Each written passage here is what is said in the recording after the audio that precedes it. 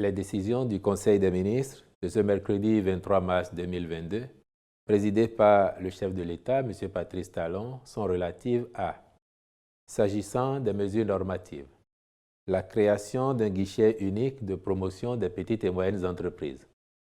Les micro, petites et moyennes entreprises représentent près de 90% du tissu économique national.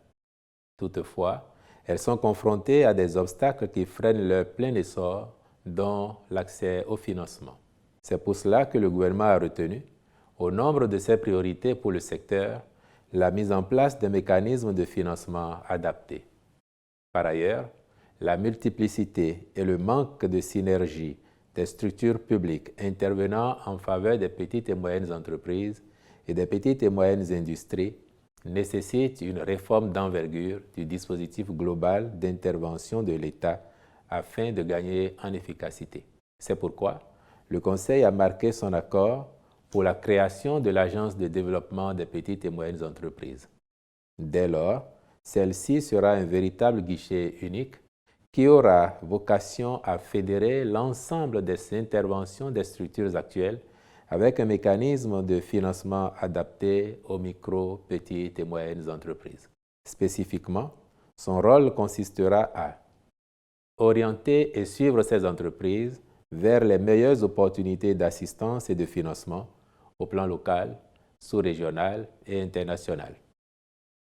Être l'interface entre les PME existantes ou celles nouvellement créées et l'État. Recenser et accompagner les entreprises à fort potentiel de croissance. Identifier et mettre en œuvre des mesures de soutien ou d'aide à la restructuration et au développement des entreprises, notamment celles en difficulté. Promouvoir des outils et produits financiers adaptés aux besoins des PME. Analyser les performances de structures et programmes d'appui. En somme, il s'agit pour le gouvernement, à travers cette réforme, de assurer la lisibilité des interventions de l'État au profit des entreprises cibles, rationaliser les différents outils et instruments mis en place par l'État en soutien à la promotion du secteur privé en général, simplifier l'organisation des structures de gouvernance et améliorer la couverture territoriale. La mise en œuvre de cette réforme nécessite, par conséquent, la dissolution des structures et initiatives publiques d'appui et de financement des entreprises concernées.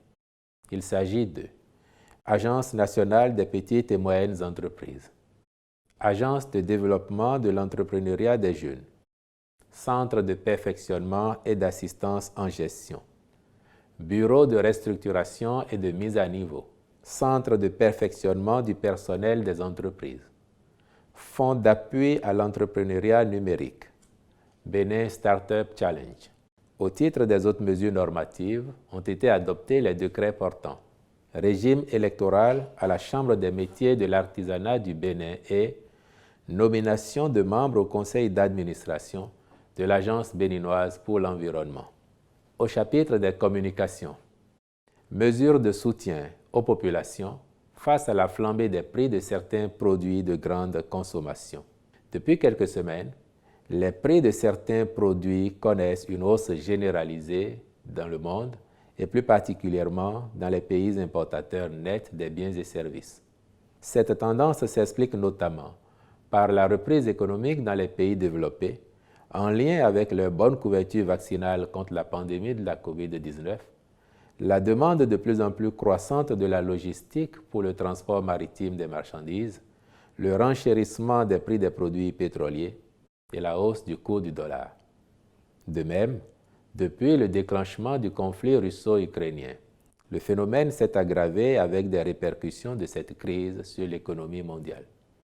De ce fait, notre pays connaît une flambée des prix de certains produits de grande consommation.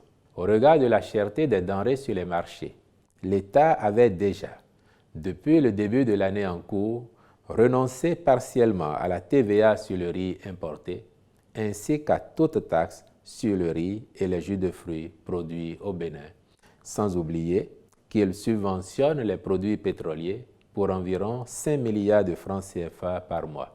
Il est également mis en œuvre depuis décembre 2021 un deuxième plan de soutien aux entreprises formelles et celles relevant du secteur informel, qui consiste à leur répartir une enveloppe de 20 milliards de francs CFA en guise de soutien face aux effets socio-économiques de la crise sanitaire sus-indiquée. En plus de ces mesures déjà en cours, le Conseil a défini de nouvelles autres destinées à soulager les consommateurs face à la cherté des produits visés. À cet effet, il est décidé pour une période de 3 mois de la poursuite de l'application d'un taux forfaitaire libératoire de TVA sur le riz importé. Ainsi, le sac de 50 kg de riz ordinaire passe de 20 500 francs CFA à 18 450 francs CFA à Cotonou.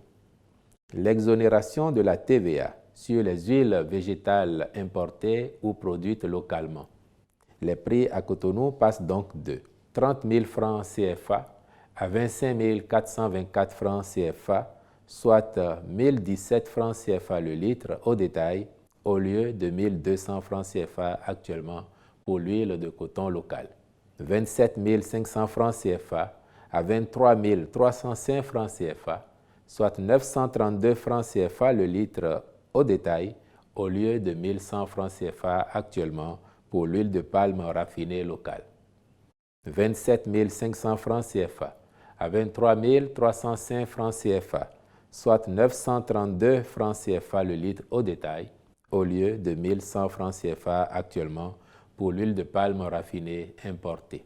L'exonération de la TVA sur la farine de blé importée ou produite localement, dont les prix du sac de 50 kg passent respectivement de 25 000 francs CFA à 20 000 francs CFA et de 23 500 francs CFA à 19 915 francs CFA à Cotonou, ce qui justifie le maintien du prix du pain à 125 francs CFA la baguette de 160 grammes et 150 francs CFA celle de 200 grammes.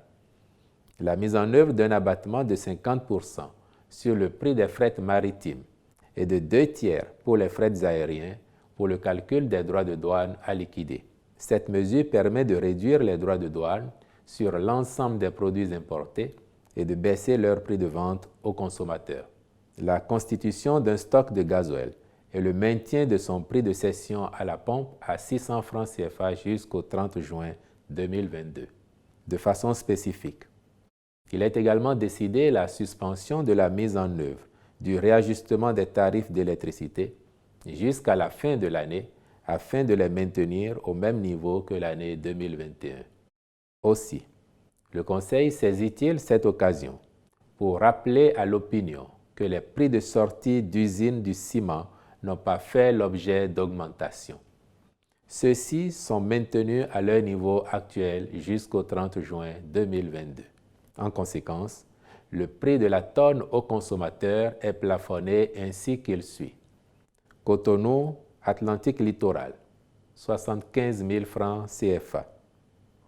Porto Novo, Webe Plateau, 74 000 francs CFA.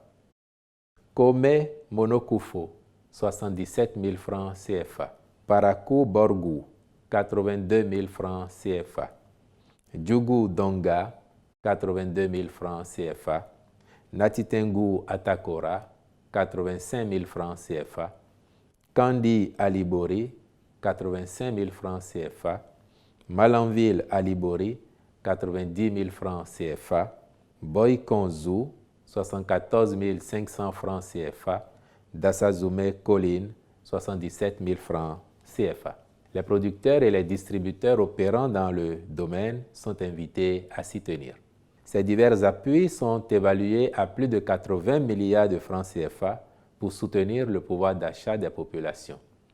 En vue d'en garantir l'effectivité et d'éviter des sorties frauduleuses de produits vivriers, le Conseil a instruit les ministres concernés à l'effet de renforcer les contrôles par les structures compétentes et de faire appliquer aux contrevenants la rigueur de la loi.